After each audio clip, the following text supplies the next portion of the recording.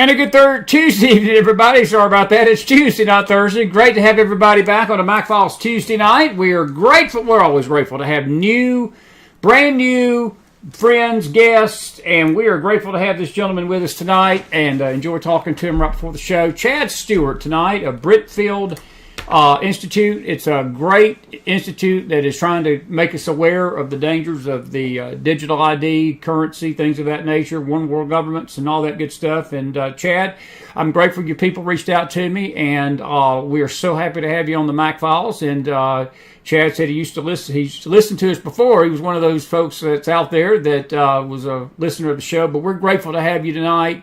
I'll tell you, like I tell all our new guests, you are a guest for about 5 minutes, and then you become part of the McFile family. Now, that could be good or bad, Chad. I don't know which it is, but this bunch of... I put it like this, like my dad used to tell his new members at the church, we got so many ways to treat you here, you're bound to like some of them. So how about that? There you go. Good to have you tonight on McFiles. Chad Stewart. Yeah, thank you. And as I said, too, I really enjoyed listening to your program, and it wasn't just yours. I was into it about 10 years ago. Really, 9/11, as I said, really was a wake up, but not 9/11, not the day. It took me years, 2 or 3 years. I think it was Loose Change, if you remember that video. That yes. was like, whoa, mind blowing. And then really from there, it's like a major jigsaw puzzle. That's how all of this stuff is, right? You get the big picture of 9/11, and all of a sudden you have like, the towers or the Pentagon or the Bushes or whatever it is, and then that piece of puzzle becomes another 100-piece puzzle. Or another 1,000-piece puzzle, or the CIA, and then that picture becomes another 500 pieces. And you keep digging and digging and digging, and it's like I did that for about 10 years, and as I said, I've been relearning history. And just listening to it at that time, really about 4 or 5 years ago, too, just some really great shows. They're still out there, which are great, but I think the market has become quite saturated, if that makes sense. Yeah, it does. And it does. In one sense, that's good, because it's just like so many people. I mean, there should literally be about maybe 30 or 50 of those that have been in the game for a while, doing deep dives. The Hagman Report's always great. I've been on his show multiple times. Dave Hodges was good, Common Sense show. Mel Kay, she's really coming into her own. And so, I was listening to those, been on those shows too. But I've really just turned off myself, so I haven't turned off of you. I've turned off of all of it just because I get to a saturation point. I've learned everything I think I could possibly know in a certain realm, and I don't need it anymore, and I'm just really focused on my calling and what we're doing with the Britfield Series. And I think everybody has that. Everybody has a certain talent, talents, a calling, and you can get so easily distracted, with this or that. Most of it's negative, and it's all designed to be negative. Trigger words, fear, hopelessness, depression, all of that stuff. And so it's just like, I just stay focused on what I need to do. Well said. And, even if you had turned us off, Chad, we won't hold it against you. The whole world turns us off sometimes, so it's all right. No, yeah. But seriously, though, it's good to have you tonight. It really is. I read your website. I looked over a few things, and a lot of this is serious stuff tonight, and I encourage my audience, folks, we're going to have Chad on here for about 30, 40 minutes. We'll take your questions at the end. Just hang on to those till the end. Trust me, we're going to give you a chance to chime in with him tonight. Tell us a little bit, first of all, about the Britfield Institute, how it was formed. You've been at this a while, and 9/11 is tomorrow, of course, and we're going to have a special program. I know. It's the anniversary of it, so it's almost ironic you're on tonight. I think it changed my life as yours too, Chad. It really it was a life-changing experience for all of us that was there. I was on a program today, and my dear friend Lori Mills, she said something that was so true, and we were talking about the rebellion in the nation and the blowback of these kids and some of the rebellion we see in the younger generation, the 20, 30-year-olds. And, we're approaching 30 years of 9/11, and a lot of this generation that's causing the most problems in this country, they wasn't even living then. So they don't even understand the threat that we faced that day. And I don't think even people that were living understand that we're still facing the same threat. But there's a deeper, darker thing developing in this digital age, and I think we're finding that out with these kids being abducted through these chat rooms. This AI stuff is very troubling to me. It's troubling. It's taken over our world, our currency. Look, I don't know if this is even relevant, but you can't talk to a human being anymore on the phone. It doesn't matter whether it's a big name company, a mom and pop.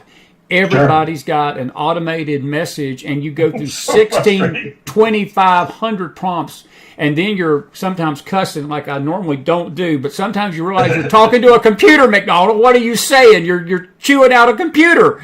You're not even chewing out a human being. So tell us about Britfield Institute. I'm looking forward to this discussion tonight. I really am. Yeah. The Britfield Institute came from the Britfield book series, and so on one side we have the Britfield series, and just as a quick overview, if you don't mind, like yeah, go ahead, take your time. Sure. California, back east, Wellesley, Massachusetts. For 16 years, did my undergraduate in British literature, European history. Went on to graduate school, and then I got into investment banking of all things, and I was really disillusioned, if you will. I was totally bored, dying to do something creative. And it was 12 years ago when I had the idea for Britfield and the Lost Crown. And it's interesting, I had no idea what this book and this series would become. And I often say it found me, I didn't find it. And if you told me 12 years ago I'd be spending the next quarter of a century on this book series, let's say what are you talking about? You know what I mean? Like, I have no idea like how to write fiction and that kind of stuff. So I was in a boring seminar, insurance seminar, when this idea came to me, of book one, and it takes place in England, present day, present time. And it starts up in Yorkshire, Northern England, at this horrible orphanage, Weatherly Orphanage. And it's about Tom, 12-year-old orphan. And he's been an orphan his whole life. He's been at Weatherly for 6 years, and this is the year he's going to escape. And I thought that sounded kind of fun. And eventually they escape, and he takes his best friend Sarah, and they commandeer this hot air balloon and start flying all over England. And they go from Yorkshire to Oxford to Windsor to London and finally down to Canterbury. And so I sat down, took me 4 years, 2,500 hours to write book one. And really what I did is I created a compelling, fast-paced, exciting adventure book, which became a series based in reality, based in current time. We don't use any of the devices such as witchcraft, magic, demigods, superheroes. The market is saturated with that. Right now, about 80-85% saturated. And it's designed to do three things, actually. One, is to disconnect kids from reality. Number two, is to make them feel less than they are, which is just awful, because I think every child is amazing. Every child is born creative. And we can talk about that, about all the stats and statistics. And it's also to, if you will, poison their system with really occultism, witchcraft, the idea between good, bad witches and bad witches. It's like, no, there are no good witches. But that's the kind of narrative that they create, good vampires versus bad vampires. No, all vampires are bad. And so to create this kind of book and this book series to engage kids into reading and an exciting story that's based literally on family, friendship, loyalty, courage, hope, and faith. We incorporate geography, history, art, architecture, and culture, so they now become educational books. We call it stealth education. And we incorporate the 4 C's: creativity, critical thinking, communication, and collaboration. That's in every single book. Our youngest reader is 7, oldest reader is 93, 55% of our reading audience globally are adults. And so within this true narrative in current time with Britfield, this lost crown, this royal thread, and that's why I'm kind of building the background here, I really started to dive into a lot of the stuff that's happening right now because it fit the narrative. And you find this sort of connection that the Britfield dynasty was the real dynasty in the 1200s in Britain. That was the true dynasty. They were sort of God-fearing, and they wanted to come in and rule England and give back, not tax people, give back, educate the public. And so they were a threat to all the other dynasties, the Tudors, the Stewarts, and then obviously the Windsors. So it's so interesting as I'm writing all this stuff, and then the fall of monarchy in Britain, like that happened, a couple of years ago, and the Queen and all this other stuff. And it was like these books almost became sort of prophetic. But in these books, we incorporate all the stuff that's happening in current time. And so we launched book 2, which takes place in France. And we get into quantum computers, D-Wave computers, social credit scoring, transhumanism. And again, threaded throughout. These aren't books based on it. They're like fast-paced, fun adventure series. But again, it fits the narrative. And there's this cabal, which we call the committee, which is based on the committee of 300.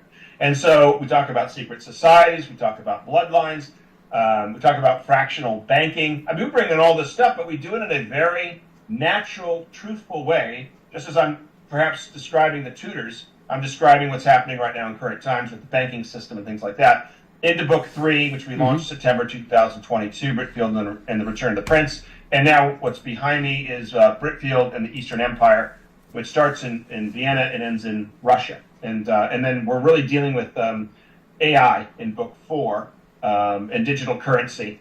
a one world digital currency and things like that. So I just wanted to kind of give a quick overview. Okay. 7-book series. It's gone global. We're actually in pre-production of the first of 7 major motion pictures. That's awesome. Movie script. We'll hopefully be filming in England next spring, and we've already adapted it into a theatrical play. Well, you bring McDonald with you to England. I've always wanted to go. I'll come and report. I'll even give you an hour live show from England myself. Just say, we want to talk about the Britfield movie. That would be awesome. Love it.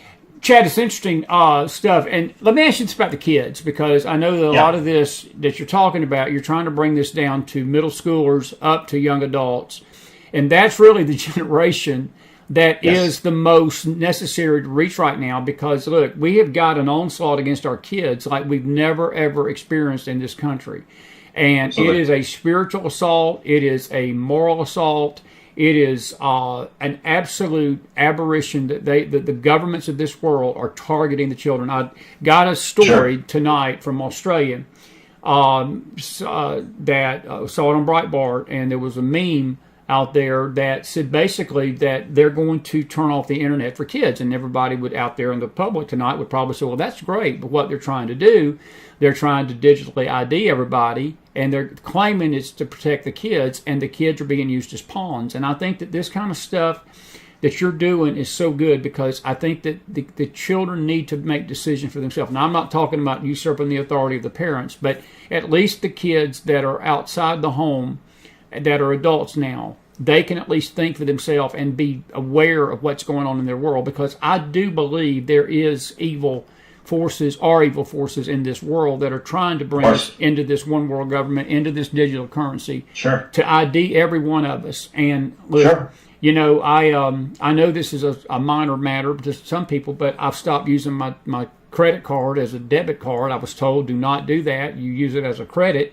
Because even our fingerprint on the code that we have to put in, they're tracking us every day. And, you know, I watched something last night a guy was talking about, and I know you've probably seen this too. You can't, if you buy a stick of bubble gum on a website, you're going to get pelted in about 10 minutes on all your social media programs with buying bubble gum. So how do they know that stuff? They're monitoring us. Is this sort of what you're concerned with? Because this is George Orwell 1984 on steroids, my friend, and they're using this thing in front of us to do it.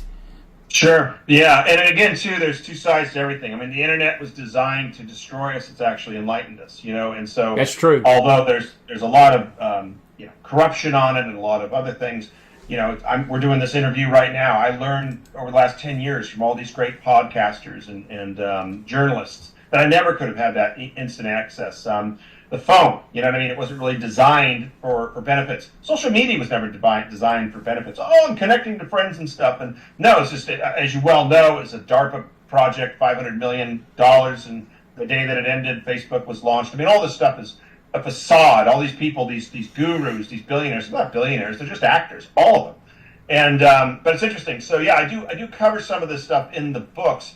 My biggest focus right now, because we could talk negative all day and this and that, and there's plenty of people out there to kind of shine the light on the darkness, and there's some great people that have done it. I'm really trying to bring the alternative. So so we could sit here all day long and criticize the Harry Potter series and Twilight and all these other book series, and I'll never forget when I heard from children that were reviewing my book about the Hunger Games, and I'm like, what? You know, like kids killing kids for food? I was just like blown away. But the point is what I'm trying to do is I'm just trying to bring an alternative, right? Bring a series that they can read that's fun and fast-paced and exciting, and while they're reading it, they're learning and they're connecting and they're learning real things, real places. They're learning about history and geography and art, and we're incorporating in a soft touch, almost stealth-like, with creativity, critical thinking, communication, and collaboration. And so my big push is for creativity, bring creativity back into the classroom. That's what the Britfield Institute is all about. Our focus is bringing creativity back into the classrooms. I fund it. We're not funded by anybody else in the Institute. We do workshops. We do like writing workshops for an hour, creative writing workshops, writing a story, writing a movie. And if we have time, we can talk about it. It's one of my favorite exercises to do in a classroom is with like 30 kids, and we write a movie.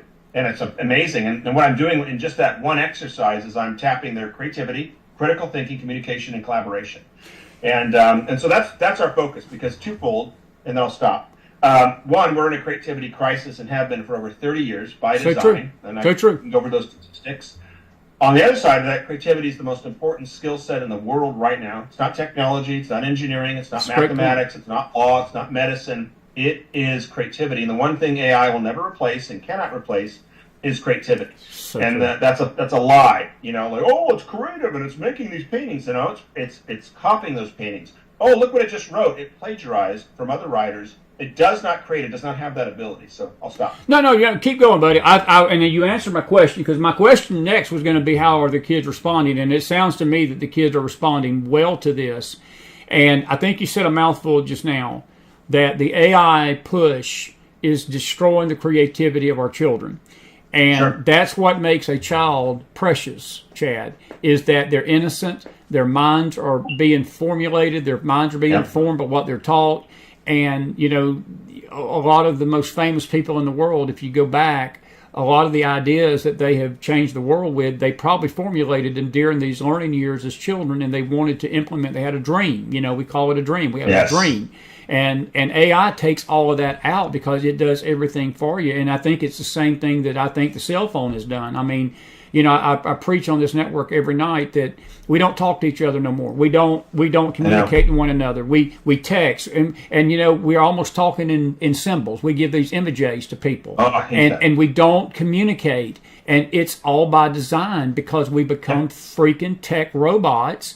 And these kids do not need to be that way. And look, it started in COVID, when they started shutting the schools down, sending the kids home, and they started basically tearing their day-to-day activity with each other. I got a son right now. He's 22, and I've begged him. And it's a miracle of God that he's going back to school. He's going online. But he went his first year to college during the COVID year. And I tell you, they had him quarantined to the point he couldn't go to the bathroom. He just couldn't leave his room. Ridiculous. And it was ridiculous. But he told me this later. He said, Dad, the worst of this, I did not have any interaction with anybody on my campus. He said, we couldn't talk to nobody. We couldn't get in any kind of group. And my son is very introverted as it is, but that's a little too introverted even for him. I mean, that's him saying that. It's like, holy smokes. But my point, not to take your time, but I want to go back to this, because that is a danger of this AI push against the kids, Chad. It's going to affect us down the road. The Lord tarries, we're going to see the results of this and reap a bitter harvest of this with this coming generation, are we not? Yes, but we're seeing a lot of counter to it, and which is exciting. I'm here to share some good news. Tell us about these statistics. Tell us about your account. So I'm on this national tour in 2019, August 2018. We launched book one, Britfield Lost Crown, and ended up driving 9,000 miles, visited 23 states, presented to over 200 schools in front of more than 40,000 students. And I was doing that for a lot of reasons. One, obviously, to launch the brand, grassroots network. But, after listening to shows like yours and others, I was just very curious what's going on in America. You know what I mean? And just driving into little towns and cities, and then all these different schools. And I mean, it was everything. It was private, public, Christian, Catholic, homeschool farm in Carson, Nevada, charter schools, library of 80 kids, big auditoriums of 400 4th through 8th graders.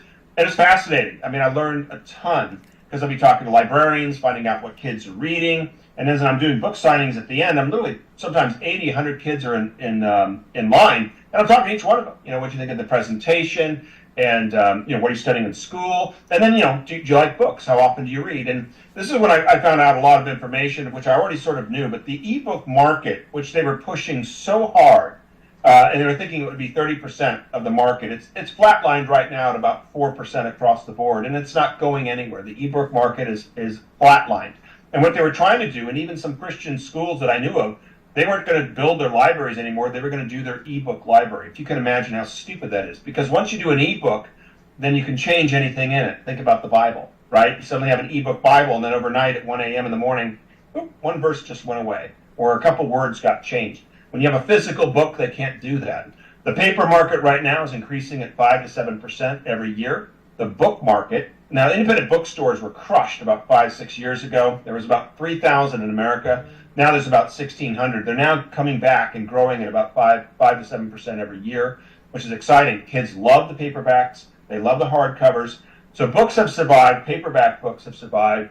And we're trying to just get kids excited about reading again and off those instruments. So that's one important thing that's happened. I think since 2020, I was in March 2020, I was in Memphis, Tennessee. I just did 4 schools back to back. I was so excited because I was finally like in the heart of America. You know, I had to go all the way through Oregon and up to Seattle, which was very interesting, you know, and through Colorado and all these other places. I was in Oklahoma, I was in Texas for like a month. Finally, you know, in the heart of America, and that's when this whole thing started. I had to turn around, drive all the way back home, and I asked myself 3 things. I said, it'll be very interesting to see after, I mean, all schools were shut down. I mean, it was just chaotic. You've never seen anything like that in history. And I said, it'll be very interesting to see how many parents don't send their kids back to school. This is based on my own research. And people were saying, what are you talking about? I said, what is it, 10%, 20%? And I was basing it on 3 things. One was, for the first time, parents would be learning what their kids are being exposed to in school and be literally horrified. You know, 5-year-old, 6-year-old, this is what you're learning. You're being taught this. Come on, baby. Number 2, how far behind their kids were in certain subjects that they shouldn't be. And number 3, when a child was able to sit down, focus on their homework, in 2 or 3 hours, they'd be done for the entire day, and they could spend the rest of the time playing, growing up, painting, building blocks, you name it. And suddenly I saw statistics within 6 to 12 months that 20 to 30% of parents weren't sending their kids back to traditional schools. And so we are seeing that across the landscape. I'm convinced right now that we are in an educational reformation, much like Martin Luther 500 years ago. We're in the last days of the public system, which is being completely exposed and really deteriorating faster than you can blink.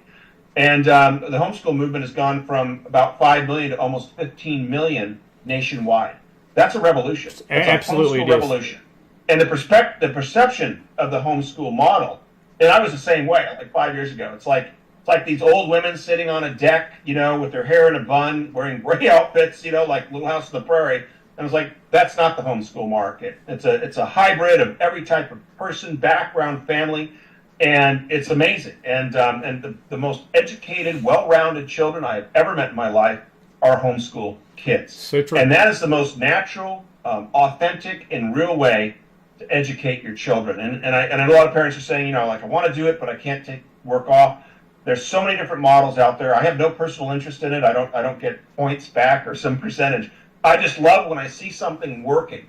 And, you know, I meet these 12 or 13-year-olds, and they're well-spoken, they're calm, they ask questions, they're very articulate, and they're usually about 2 to 3 grades ahead. So by 16, they're already taking college prep courses, instead of this long, stretched-out, ridiculous institution that you're sending your kids to, which was never the idea of education and should never have been implemented. That's very true.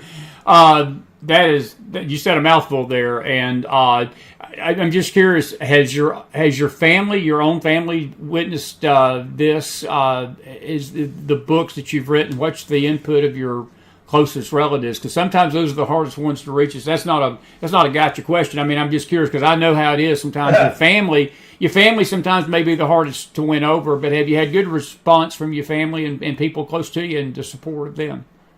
I have. Actually, my mom's reading book 4 right now in manuscript form. So, okay. And she's loving the series, and it's exciting and very supportive, and she's already found 2 mistakes in the manuscript. So God bless her. After it's been professionally and I was like, I tried so hard to get it perfect, which you never can, and that's why you have people reading it. And I just sent it off to a homeschool woman. She's amazing, and I literally express mailed it to her today.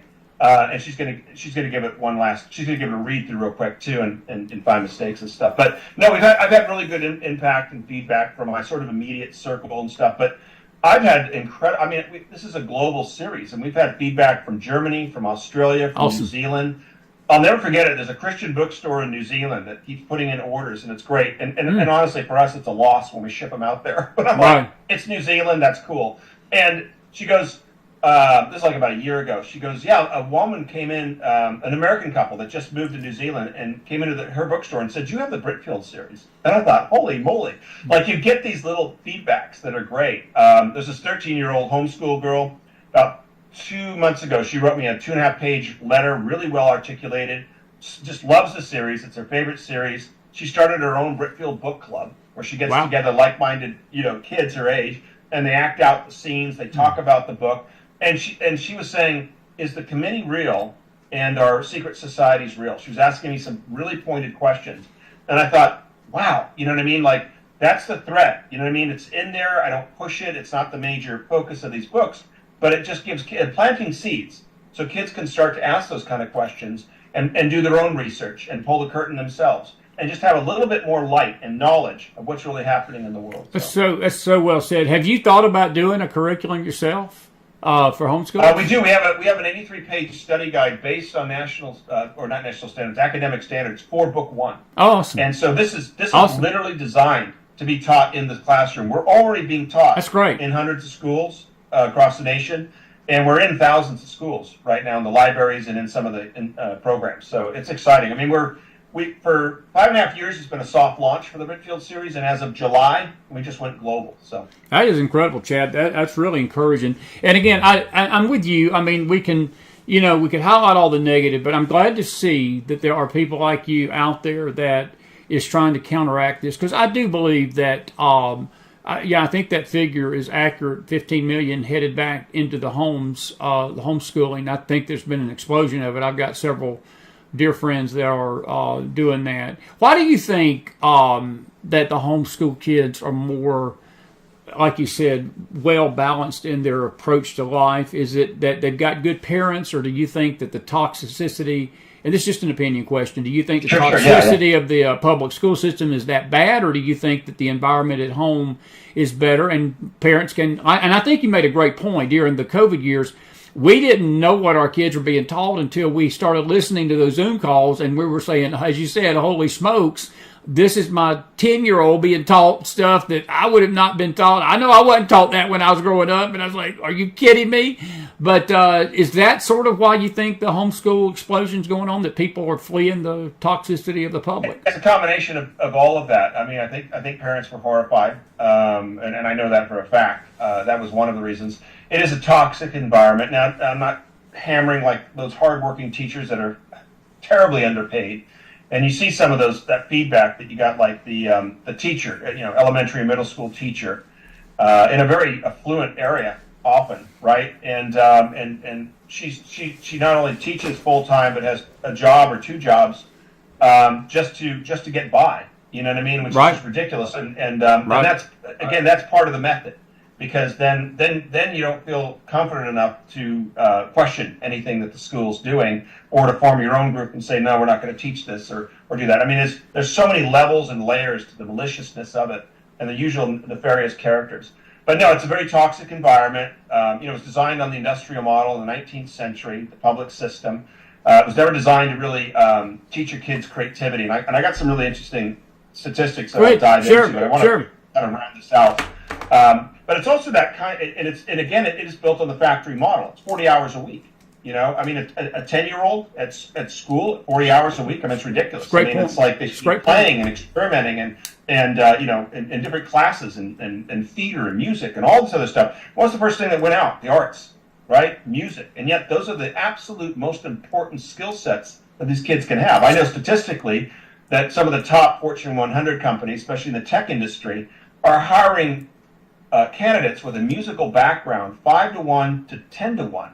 Because they know that anyone that can read music and play an instrument, they don't have to be proficient or a superstar, but they know that they're better managers, better under crisis, can adapt to situations, are great brainstormers, and can shift and drift with a system or a new technology when things come and go, where everyone else is like, this one thing is changing.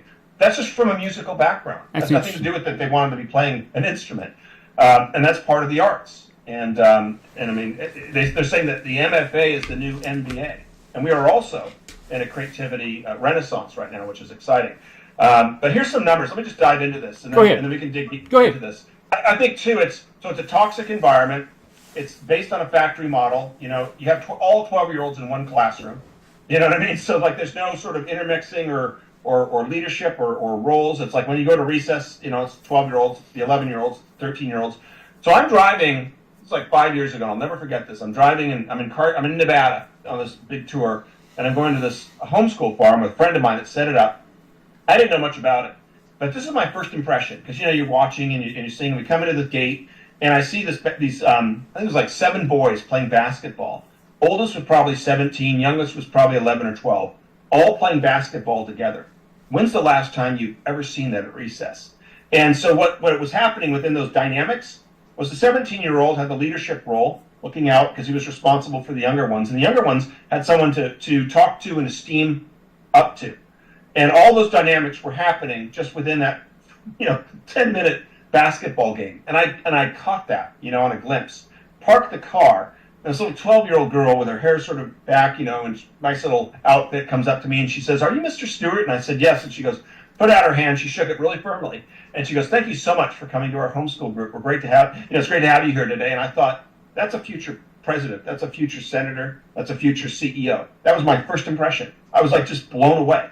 And I've just met so many of them, and they're articulate and they're smart. And I think it's the environment. There's a freedom to the environment when you're at home, and they're not just home. There's hybrid models where you, instead of dropping them off in an institution, which is really a socialistic, communistic institution, you're dropping them off at a homeschool school or group or a hybrid model with a charter school. So it's not like kids are just at home by themselves, not having any kind of interaction. That's not what the homeschooling is. And there's just so many different. They're in sports. They're talking to others. Right. They just have the freedom to think. They have the freedom to create, and they're not locked in this bell system. And there's we probably don't have time, but I'm a big Sir Ken Robinson fan because he was the one that really brought a lot of this to light. One of the best TED Talks I've ever seen, and I'm not a TED Talk fan either, but because there's a lot of agenda there. But it's 2006. Are schools killing creativity? It was an 18-minute TED Talk by this gentleman that I'd never heard of before called Sir Ken Robinson, and he literally knocks it out of the park.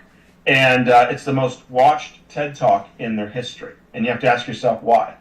But here's some statistics, which is interesting and just for your audience and stuff. And there's a gentleman by the name of George Land, and you might be familiar with this. And he did a study for the government. He was hired to create this incredible creativity test for the government because they had the academics and they had the articulate aspects of it, the analytical aspects. They needed a creative basis for it. And so the system was very successful. And he decided to roll it out into the schools. And he started, testing, thousands of students starting at 5 years old. And so he's testing all these 5-year-olds, and 98 out of 100 of those 5-year-olds were testing off the charts, little geniuses at 5 years old. He tested them again at 10. The score dropped from 98 to 30%. And then he tested them again at 15 years old, and it dropped down to 12%. And so he found that from 5 years old to 15, it went from 98% to 12%. And he found that schools were basically teaching kids out of creativity. They were teaching creativity out of kids. And yet we're in this creativity crisis, and creativity is the most important skill set. There's another, real quick, and then we can go into it, but Dr. Kim, she wrote a book called The Creativity Crisis, big fan of hers. And she spent decades researching over 300,000. She's just like graphing this statistically. And she found that since the 1990s, schools have killed curiosities and passions, narrowed visions, lowered expectations, stifled risk-taking, destroyed collaboration, narrowed minds, killed deep thoughts and imagination, forced conformity, and solidified hierarchy. And as a result, children have become less emotionally expressive, less energetic, less humorous, less imaginative, less talkative, less verbally expressive, less lively and passionate, and less perceptive. Since the 1990s, schools are killing creativity. And we're on the other side of it. Creativity is the most important skill set in the world. So those are just kind of some stats, some statistics to kind of back up what I'm saying, the importance of creativity. Good. Sounds good. And, you brought a lot of interesting stuff there. And it's just, I'm trying to, I've got a teacher in the house tonight in the chat. Mary Suarez was with us last night, and she's amening you out there. And I think she would probably agree with everything you said. The assault on the creativity, though, what's the long-term effect of that? Because we're raising a society of kids that cannot think for themselves, Chad. Exactly. And that's a dangerous thing. And what struck me when you were talking, totalitarian societies, they always try to quelch the very thing that you're trying to get kids to do. They don't want free thought. They don't want free thought with adults. They don't want free thought with anybody. Anybody that opposes the totalitarian system, they're going to try to wipe out, censor, and look. You've got governments across this globe. We've got a dear friend of ours here in East Tennessee, the Remekes, that fled Germany here about 10 years ago, and They almost got sent back. Even within this last year, the Biden administration sort of backed off. The Biden, it's a long story, but they had fled Germany for this very reason. This Germany told them you cannot homeschool your kids. It was mandatory to put them in public school, and they said we're not going to do that because they knew what godless things they were going to be taught. Well, they fled here, and the German government has been seeking their extradition for 10 years now. And totalitarian societies do not want free thought. They don't want free speech, and they sure don't want free other rights. But this free thought, free speech thing is important because if you don't have the right to speak freely and you don't have the right to think freely, then the state can tell you what to think and what to do, and you got robots, my friend, and you've got a communist nation. Yeah, and it's the reading aspect too. I mean, the reading scores are just horrific. I mean, even in graduating high school students, it's just, I mean, the statistics are just abysmal because which is again an assault on it. And again, even with Twitter, and I knew from day one, social media is a joke, and like Twitter, you mentioned that because it's designed so you're not articulate anymore. You're not writing good sentences. You're trying to cram everything into, whatever, 140 it's a great point. letters or whatever. It's a great point. That's all by design. That's to narrow your mind instead of expand your mind. But I will say this about creativity. This is extraordinary. This is what George Land did find out. And he tested 32-year-olds, and it was at 2% creativity. But he said, you have the ability, again, God's ability, God's gift to you. You have the ability to get back to a 98% creativity score. So just because kids, are in this institutional system and, 15, 16, or even 18, and they've kind of, if you will, lost their creativity, they can get it back. You can get it all the way back to 98%, which I thought was very fascinating. So that is the upside of it. It's not like, I've lost my creativity and I can't get it back. You could be 50 or 60. You can get back your creativity. Just like anything else, it's a muscle. It takes time, and you got to work at it. If I'm going to run a marathon from a cold start, I'm not running it tomorrow. It might take me six months or a year to build up to that sort of thing. And just start doing something you enjoy doing. Do something fun. So, don't think because I'm going to start writing this book that I've had an idea for that you're going to be a successful novelist. That's not why you're doing it. It's fun to be doing something you love to do. You're in that zone. I mean, when you're in your creative zone and you're doing what you're tapping your gifts and your talent. Oh my gosh! I mean, it's just like everything just comes alive. Your synapses is fully sparking, fully moving. Creativity takes away depression, takes away stress. It's when you're like working and you think like 10 minutes has gone by and an hour's gone by. And that's what it does for you. It does for all these wonderful things for you. And it's the most natural place of where everyone's born with creativity. So if your audience is saying, I'm not creative, you're all creative. Everyone has been born with creativity. It's a gift from God. And everyone has extraordinary talents. And I get it. I've been in the having to work the job or working because I've got to survive. And again, that's by design. Half the population right now is a paycheck away from bankruptcy. That's by design. So you can't quit or you can't do this or you can't challenge or you can't risk your job because you have nothing to fall back on. All by design. But anyway.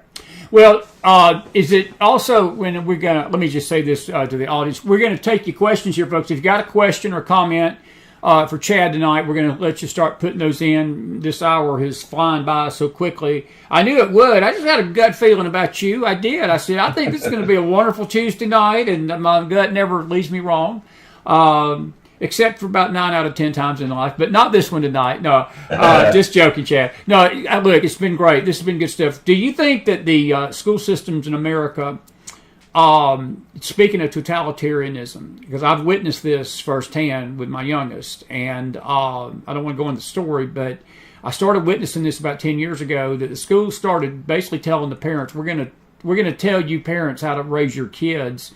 And, that is another danger of being in the public school system. Yeah, they don't have the constitutional right. They don't have the civil right to do that at all. They don't. And the thing is challenge them, keep challenging them. And we're seeing that. We are seeing an uprising, and that's extraordinary. You're seeing the moms, finally, coming out of nowhere, the mama bears, if you will, challenging the boards, challenge them, take over their roles, get rid of them, sue the district. I mean, do everything because they hate that. They hate to be told what to do, and they hate to be challenged. And until they're physically removed, they'll keep going. That's what the devil does. And you're never going to turn them or sway them, and they're never going to admit that they're wrong. Most of them are compromised. The rest are drinking the Kool-Aid and just brain dead. And what you're seeing is the light's now on the devil. I mean, this stuff's been going on for decades, but you're seeing the heightened exposure, and now that the light's on it, it's kind of a scorched earth policy. Aren't we seeing that in the last year? Absolutely, buddy. Are you blown away by stuff that's being, are you absolutely out of your mind? Absolutely. And I'm telling you something, those that are doing it, you're going to pay for it. Absolutely. There's a reckoning coming, you are going to pay for it, and anyone that's involved in this, no one's getting away from it. That's not a threat, it's a fact. It's a fact, so Chad. It's coming. It's a fact. I'm with you, buddy. Chad, let's see, Cleo got a statement. She says, this is the antidote to the drag queen comedy hour to kindergartners, and she's absolutely right. And because that is something that, again, it's almost like that. This is how messed up. You're talking about, are you out of your freaking mind?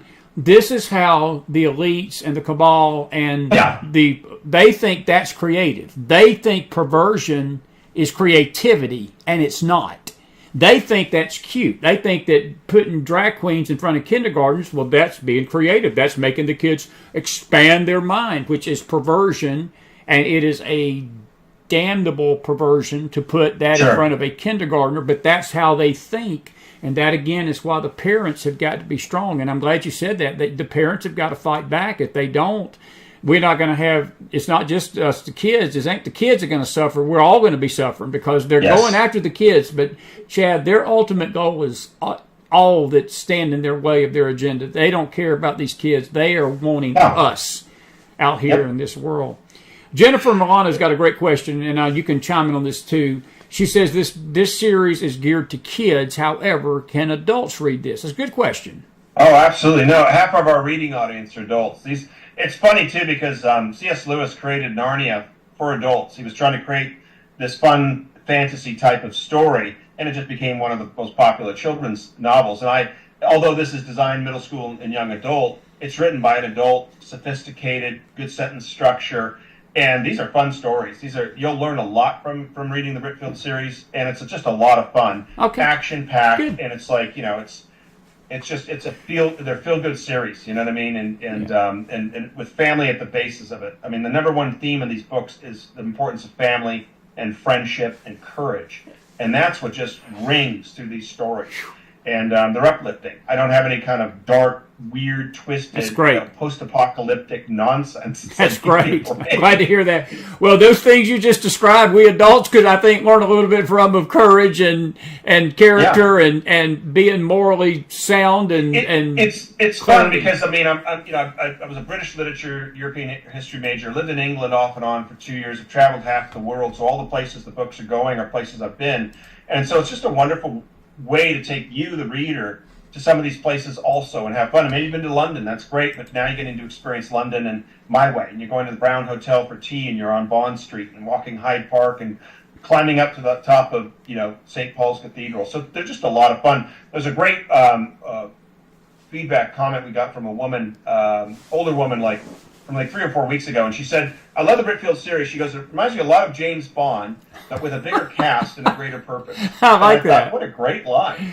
I like James Bond. That's good. Well, see, I was excited when you came on the screen and I saw those pictures behind you. I said, these are books that McDonald can read because they got pictures in them. So even I can probably pick up on the theme, right? Because I love these. Are they sort of like graphic novels to a degree? No. There's actually no pictures of the books. So okay. These are novels. Okay. Book 1 is 384 pages. Book 2 is 474 pages. Book 3 is 575 pages. Is it on audio, too? Could you get it on audio? We did Book 1 on audio with Ian Russell. He's an award-winning British voice talent. Okay. And we will do that for the rest of the novels to answer that question. Just takes time. Yeah, I know. I've got a book, and I've checked into doing mine on audio, and it's not an easy thing to do. I will give you a compliment, a huge compliment, but the whole book series seems excellent, and I'm looking forward to getting it for my kids, my grandkids at least. But I love your artwork. I think your artwork is outstanding. Who does that? Do you do that, or does somebody else do it? No, I have a graphic designer. Her name's Tiffany. She's phenomenal. And I found her through a good friend of mine. Gosh, my mind is blanking. Stefan Silver, and he's amazing. He used to work for DreamWorks and stuff. So all the people I use are top of the industry. And so what I'll do is I come up with the idea or the theme. I mean, look at book 3. You can see back there. That's Britfield and the Return of the Prince. That's actually St. Peter's Basilica in Rome. very daunting kind of scene. That's Tom and Sarah. They're standing in front of the gate there. So I'll come up with the idea, which is hard because sometimes it doesn't come to you. And then what I'll do is I'll create it for her. Like I'll get like an iron gate and exactly how I want to look at and how the pillars will look like and what shape pillars in it, and then what the lightning will look like. And I kind of patchwork it together. So I give her the best image I possibly can, and then she just kills it. I mean, look at book 4. I just absolutely love. That is gorgeous. That's it is. That's Britfield in the Eastern Empire. That's Tom and Sarah, and now Hunter. They're inside looking out. That's the Hermitage in St. Petersburg, Russia, and just amazing covers. So I mean, she takes my ideas and then like blows my mind. You know what I mean? So are these downloadable, or do you have to get the hard copies? Can you download them? No. I mean, they're all on ebook. Oh, you've said that. Okay, good. Well, that's good. That's okay. Well, I had somebody had mentioned they're already Amaris, actually, my teacher friend, my dear buddy up in Salem, said she's already downloaded them, and she said she's looking forward to all the resources. That's good stuff. But hey, listen, it's been great. This time has flown by us, and I want you to feel like you've got a new avenue to come on and share these thoughts anytime you want to. We have got a crazy world tonight. You've been, by the way, I just want you to know, you've been the entertainment, so people ain't got to listen to the pathetic stuff that is about to hit the airways tonight. So you've done a great job of keeping people's minds off of that.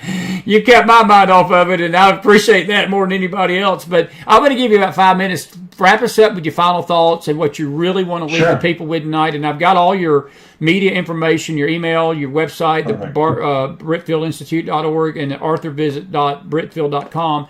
Tell everybody how to reach you, and final thoughts about what you really want to leave us with tonight about this great series. Sure. I recommend it very highly. It's awesome. It really is. Oh, thank you. Yeah, we just, librarians love it, and we've had a big impact too on especially boys, 15, 16, or 17 that don't read or have never actually read a novel. And I get the feedback from librarians across the nation that they'll recommend Britfield Lost Crown, and suddenly they're back 2 or 3 days later, first book they've ever finished, cover to cover, saying, "Can I have book 2 or book 3?" And so they're a great series for middle school, for young adult, and even adults. Like I said, we get feedback from all over the world. If you're interested in getting signed copies, you can buy it on Britfield.com. And I'm still signing books. I was doing it today. I was doing it yesterday, which is cool. As an author, it's like I'm always signing books and stuff. We're shipping them literally all over the world: Brazil, South Africa, Poland, if you can imagine. So it's exciting. But they're great. They're great for your kids, for your grandkids, for adults. Great presents. Just wonderful feedback. Or you can just get them on Amazon, and which is easy and fast. And I get that; it's very efficient. That's awesome. Well, Lane Willard, my dear friend, on Facebook tonight, she's got 3 hardbacks. She said she got them for her grandkids. So you got some fans out there already tonight. Yeah, I love it. Chad, listen, I really appreciate you, buddy. I'm going to say goodnight to these folks off camera, but listen, please feel free to reach out to me again. And if you got a new book coming, or you got something you feel like you want to share, please. You know, like we told you, you were a guest at 8:05. You've been family now for about 55 minutes, so you're just part of us now. So anytime you want to come on the McFiles, you feel free to come on. But all jokes aside, it was a great interview tonight. Thank you for letting us know about this, and I hope that I encourage your parents to get this material, because I think our kids will be encouraged by it. Yeah, thank you. Yeah, we appreciate your support, all of it. All right, my friend. Have a good night, Chad. Thank you so much. Chad Stewart, everybody. Put some fire in that house for him. We're grateful for him. And that was an excellent interview. Britfield.com. And thank you, Cleo, for putting that website in there for me. And good to see everybody. Put some fire in that house. There we go. There's some fire finally coming.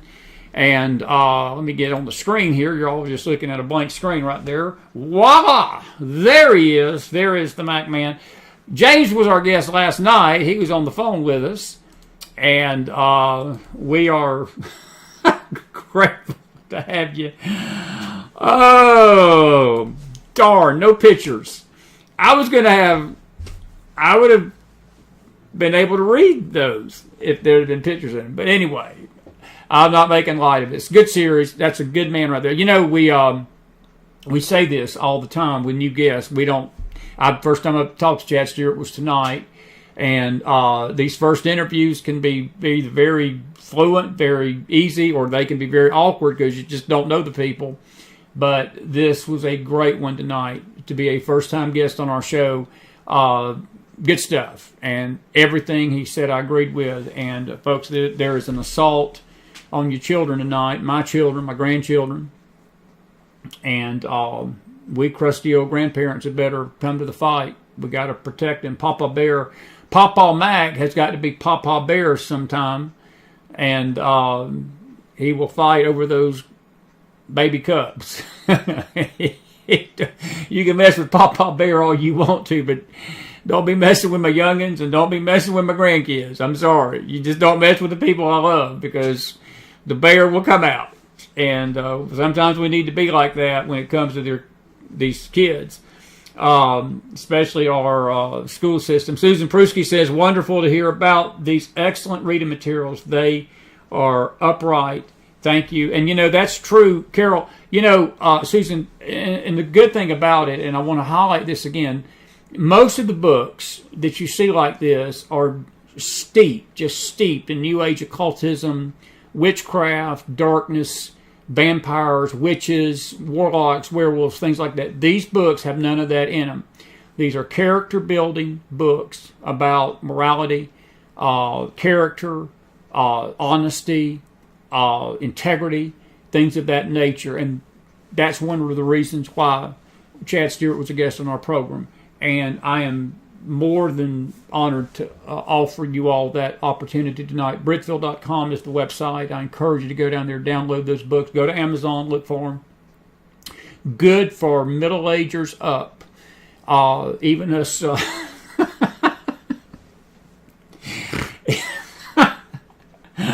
Jennifer, you didn't ask him the right questions. You should have asked him, how about us middle-agers that are gray-headed? They're probably good for adults. Just wonder how old the adults are. I guess that would include me, right? Even though I am accused of being a 7th grader all the time, acting like one. At least, Papa, maybe I can, us gray-headed middle schoolers can get something out of this too. A lot of fire in that house tonight. Did you enjoy it? It was a good interview, folks. It really was. Now listen, we've got about 10 minutes. And Eve, good to see you from South Texas tonight. And good to see you, dear. Bless you. And if you got a question or two still, I'm going to take about 10 minutes before we get out of here tonight.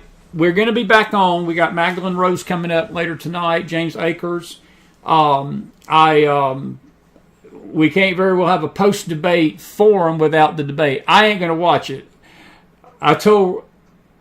Rose knows that's that's her job because I can't stomach this crap. Because Tony Salamone sent me a message today. She said I'd be kicking the TV in if I had to listen to this crap tonight, and I'm with her on that. I think that's all of us tonight. I'm afraid I'd kick my TV in if I had to sit there and listen to it. By the way, I do want to share something with you along the lines of what. Chad was talking about. I do want to mention this because this is very important. This happened this afternoon, and it happened down under. And I will, let me see if I can get that pulled in here. I want to just read this tweet. I guess it's not a tweet. This is a meme. Hang on just a second. Let me do this. Modify. There we go. That one right there. Let me pull this in and read this to you. This was this morning. This was moments ago. I don't know what it was. What website I saw this on? Was it a Twitter handle or something? But Prime Minister Anthony Albanese says that his legislation to ban teenagers from using social media in Australia will not allow VPNs to bypass their age verification technology. Prime Minister said that he plans to make sure that his ban on social media for teenagers will not allow VPNs to bypass it. Now, what that says on the surface, everybody would say, well, that's great. They're going to ban social media. That's not what this is about. I asked Leo about it. It's Australia, and there is a push that you have to literally be digitally ID'd to use the internet. This is the start of it. This is the start of 1984. This is the start of George Orwellianism. This is the start of them knowing when you go to the bathroom and what you have for breakfast, supper, and lunch combined. This is the start of them knowing what you're looking at on the internet, what you're not looking at. And, folks, look, I tell you where we're headed. They're going to get to the point that if you visit a Christian website or you visit a right-wing website, they're going to label you an extremist. It's coming to America. It's coming here. And whether we believe that or not, I guess it's ultimately up to us. But I don't doubt that's coming here. So don't be taken in by this, well, we're going to ban social media for teenagers. It ain't going to do you any good. These teenagers are going to find a way to get on that internet. I'm sorry, they are. I mean, it's stupid, but it's a government push for control of the digital world. And that is what Chad Stewart is trying to bring awareness to tonight with these books, that this one world push for currency government, and to ID every one of us. Look, you know how we teach on the end times. The mark of the beast is not here. The Lord's not come yet. But I will tell you this, folks, they are doing a dress rehearsal with these type things for what's to come later. It is a dress rehearsal for it. It was a dress rehearsal in 2020 when they masked the country up and they started trying to control everybody and demand everybody either wear a mask, get vaccinated, or be fired. And it was a test basically to see how many people would obey without resistance. And the ones that resisted got dealt with very harshly on the internet. They censored them. We lost channels over it. This is not a good path we're going down right now. But I was on Lori Mills' program this afternoon, and even Mills was like, "McDonald, you were preaching pretty good there today." I was letting it all hang out for about 5 minutes. We got the recorded version of it. We may play that one night, my interview with her on her network. I was letting it all hang out there at the end. And Californians, I don't think know what this hitting them with this Southerner this afternoon. But I was telling her basically that there are just some things, folks, that I don't. Look, prayer and intercession is very important for our country right now. But there are just some things that are set in stone prophetically that are not going to be changed. They're not going to be changed. And we're headed down a path of this one world government, and when the church is gone, they're going to implement all of this in full totalitarian. They're going to probably try to do it beforehand, but hopefully, prayerfully, there will be enough godly people that will resist it. When we do resist it, I guess that's what we're going to determine and find out how much persecution the church is about to come under when we do.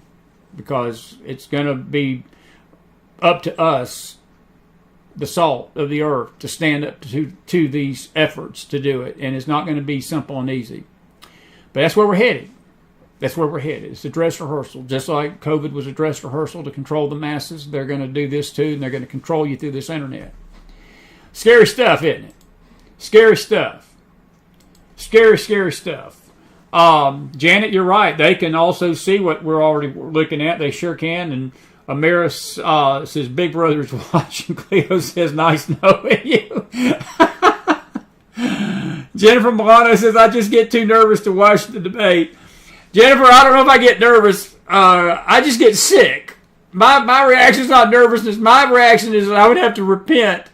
5 minutes after this thing is over tonight, I'd have to be on my knees repenting for the things that are coming out of my mouth, going to Kamala Harris and going to ABC, because I guarantee you it's going to be brutal. It's starting right now. I can't stomach it. I just can't. I can't even stomach the run-up to it. I've watched the news stories today. By the way, do you realize that, folks, ABC, there has been 100% coverage of Kamala Harris positive. 100% of the stories that they have aired since that woman announced 50 days ago she's running for president. There's not been one negative story on ABC. Not one. This is the network that's hosting the debate tonight. 93% of the coverage for President Trump has been just the opposite. It's been negative. It's been negative. And so, it's it goes without saying that I just would not be in a good place tonight for the late show if I sit there and watch this crap. That's why I got people like James Akers and Magdalene Rose that are going to going to watch it for me. I got one funny thing I got to share with you. And I didn't get any traction on this on Facebook. God, I wish people would get a sense of humor. Lord have mercy. Some folks just need a sense of humor. They need an enema. A humor enema. But this is going to be my motto. Trump Vance 24.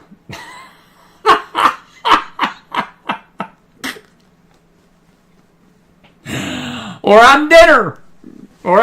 Jason Miller, I got to show you this. I didn't have time to download this. I got to show you this. I'm sorry. You can blame Jason Miller for this.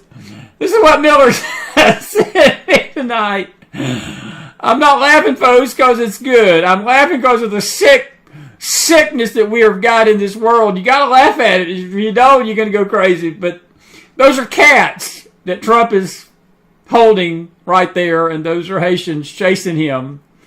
And for those of you that don't know, folks, things have gotten so bad in Haiti, people are eating cats, and they're eating their pets because they ain't got no food.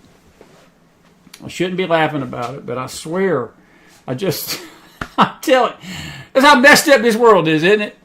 It's just how messed up this world is. I'm sorry. People need to get a sense of humor. That's all I got to say.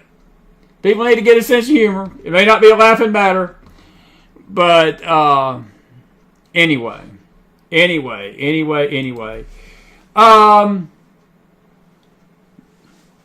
Jennifer Malano said, get to vote for Trump so he can save not only the country but the kittens. That's about the truth, Jen. All righty. Listen, we hope that you'll be back with us. Amaris, Big Brother is watching, and this was a great topic, wasn't it? And I knew that this would be right up your alley, buddy. Thank you. Folks, Amaris is in the house tonight. She was our guest last night. Put some fire in the house for her again tonight. Did she do great?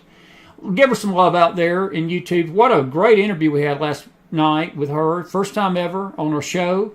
Chad Stewart was a first-time guest. We've had 2 brand new guests on our show this week. And, man, I tell you what, we got some new ones. We got some other folks coming this month and so forth. And it's going to be a fun September. And we're going to see you all in Ohio, the 20th and the 21st. Got confirmation this afternoon that we'll be back at the very same place, the Dutch Kitchen meeting hall there in Dalton. It's a very nice place, and we had quite a few of you come, and we're hoping to have more coming this time because some folks were out of town that weekend. So we hope that you all can come if you were here before. It's going to be a different topic. It won't be the same stuff you heard before. It'll be a little different, but it's going to be some deep stuff. And just time of fellowship. And I want to thank Stephanie Amos and her husband, Stefan. And thank you for doing, I probably murdered his name just then. But thank you for helping us get that place again. And they're just precious. And then next month, the Lord has been dealing with my heart about headed northeast. To have one of these up in the Northeast. We're having a struggle finding a place in Salem, but we may have to go back to that same hotel that we were at before, which if we do, we do. It'll be all right. Lord will provide. And the Lord will provide. He always does. And I know that we're going to be in Long Island, too. We're trying to settle on where we're going to have our meeting there. But listen, we're grateful for you all tonight. I'm going to let you go. I'll be back here in about an hour and a half. Magdalene Rose will be on the phone with me. And I promised her that I would not keep her up past her bedtime. And she said she didn't have a curfew. I keep forgetting she's in her 20s. She's just a sweetheart, isn't she? She's just so cute, just precious, just like my own kid. And I love having a little fun with her from time to time, just ragging her a little bit. I hope I'll never find out what she really thinks about me because I probably don't want to know. She's a card, but all jokes aside, she's going to be here tonight to give you her analysis, and James Akers will be up with me later. I know James will be up. So we're going to have a good late night show, and we'll take your thoughts on the debate. But those of you that are brave enough to go watch it, I can't. I can't. I probably should, but I just can't because I'm going to be in a bad mood by the late show if I do. This way I can be calm, collected, cool like I am tonight, laughable. We'll play some, I put it like this, we'll give you some comic relief tonight to offset the crap that you'd have to listen to for the next 2 hours. How about that? God bless you, God bless your families, and God bless this great nation of America. I'm just in a jolly mood tonight for some reason. Must be this fall air that I'm feeling. By the way, you folks in Louisiana, Mississippi, and Alabama, heads up. You got Francine coming at you. Maybe as big as a hurricane category 2 by tomorrow and Wednesday. And tomorrow is Wednesday and Thursday. And then that thing is headed right up the Mississippi River into the western part of my state, and it's going to turn, and a lot of rain's coming to the southeast, tornadoes, hail, and thunderstorms. So please be careful tonight if you're out in that mess, and be safe down there along that Gulf Coast. It's hurricane season. It's hurricane season. And there's a wind a-blowing. And it's not all good right now. God bless you out there. I'll see you tonight. We'll be in a light mood with you then. We got some great people coming on to share their thoughts about the debate tonight. Come back and be with us, okay? God bless. We love you all. I want to thank you all for being with us. Thank you all for the donations this week that came in the mail today. Thank you all for the donations that have been coming in. Y'all have been such a blessing. We need every one of them right now. We truly do. And we thank you for that. And may the Lord bless you tonight. We'll see you tonight late. I told you we'd be wall-to-wall. Chad Stewart, thank you for being with us tonight. Great interview, my friend, if you're out there. And get his books, Britfield.com, folks. Have a good night. I'll see you later.